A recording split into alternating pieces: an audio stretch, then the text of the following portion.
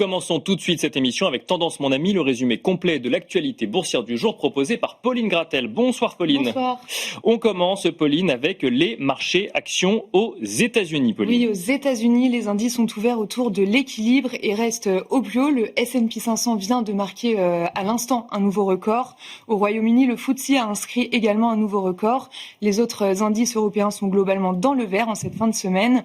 Le CAC 40 qui cédait du terrain ce matin évolue finalement autour de l'équilibre et même légèrement positif. Au-delà de 7800 points, l'indice parisien gagne environ 2% sur la semaine. Alors, on l'aura lu dans tous les journaux, entendu sur toutes les radios, dans toutes les télévisions. Les investisseurs sont dans l'attente de la décision de Fitch sur la note de la France ce soir, Pauline. Oui, ils redoutent un abaissement de la note de la France. L'an dernier, Fitch avait maintenu la note à double A-, avec une perspective négative, mais avec les tensions politiques, l'agence pourrait abaisser sa note à A+. Ce n'est qu'une première étape, car on attend aussi les notes de Moody's le 24 octobre, puis celle de S&P le 28 novembre. Est-ce que cette attente fait bouger les marchés obligataires, Pauline ? Le rendement américain à 10 ans est stable autour de 4,05%. En Europe, le rendement allemand se tend un petit peu autour de 2,70% et le rendement français de même échéance suit la même tendance et évolue autour de 3,50%.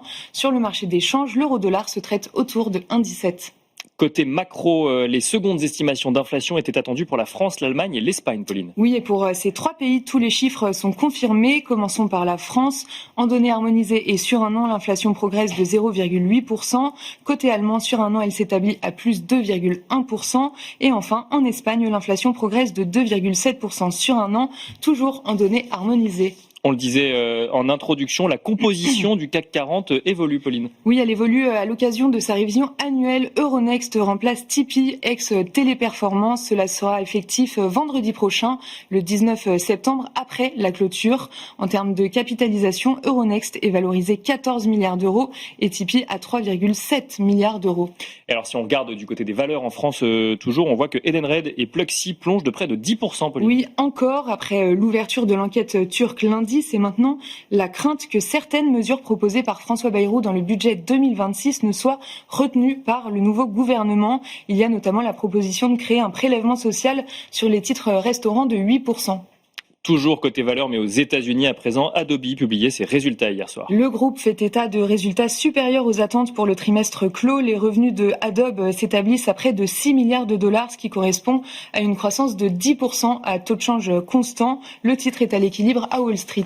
Et on finit avec l'agenda de la semaine prochaine, Pauline. L'événement de la semaine prochaine, ce sera évidemment la réunion de politique monétaire de la Réserve fédérale américaine mardi et mercredi, qui devrait baisser ses taux de 25 points de base selon les analystes. Merci Pauline Gratel, Tendance mon ami, le résumé complet de l'actualité boursière du jour. Et quant à nous, on se retrouve tout de suite dans Planète Marché.